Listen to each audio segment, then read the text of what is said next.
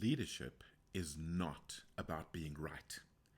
I so frequently have this discussion with senior managers, leaders in big corporations, and they seem to think that if they are not the one who wins every argument, who's always proven to be right, the most knowledgeable, then they'd look like failures as leaders. They're not going to be respected.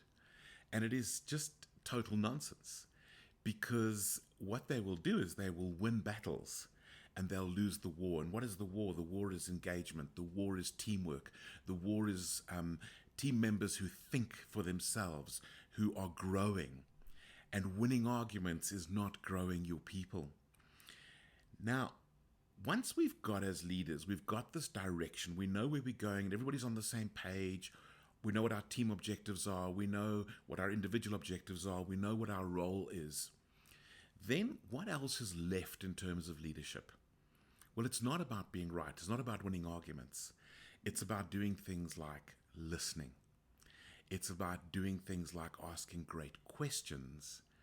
And for me, one of the biggest is it's about telling stories, especially stories about self.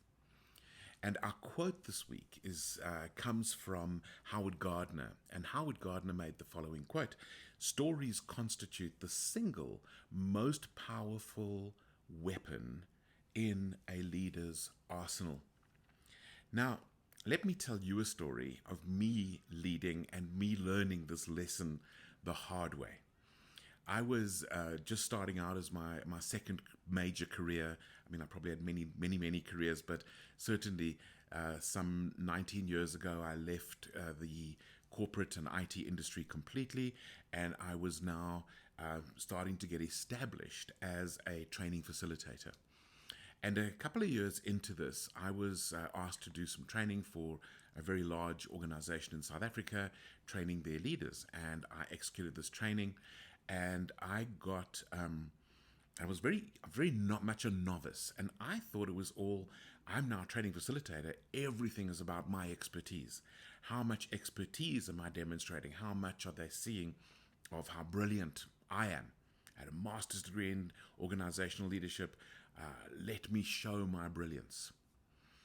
And one of the most harsh and wise, important wake-up calls of my life was getting somebody writing on the review, and it said the following. It said, "Ian's need to be right is getting in the way of facilitating the growth of his participants."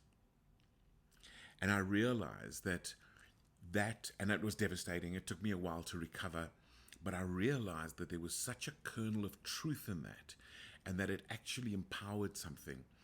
And it's so fascinating. My most successful leadership work that I'm doing at the moment, by far, I reckon the best I've ever done, is involving me telling stories and inviting conversation and getting people to discover things for themselves by creating that kind of an environment where the conversations can take place, where the vulnerability is there, and by telling my own story.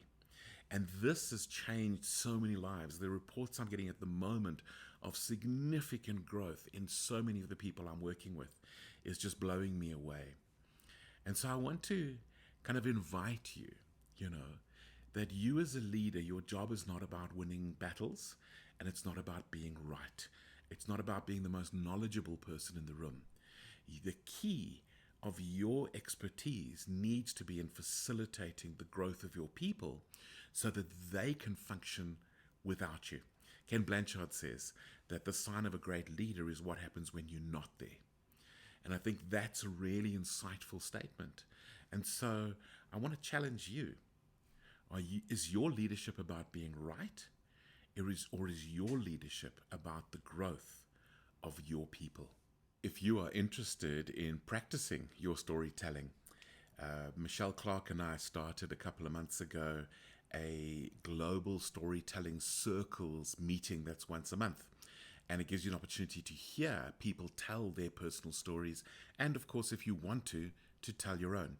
Now, the next one that we are holding is on the 24th of November It is 6 p.m. South African time, which is 4 p.m. UK, and it is, of course, 1 p.m. in Chile, where Michelle is based. And if you'd like to join in, feel free to do so. I'll put the link below for you to register.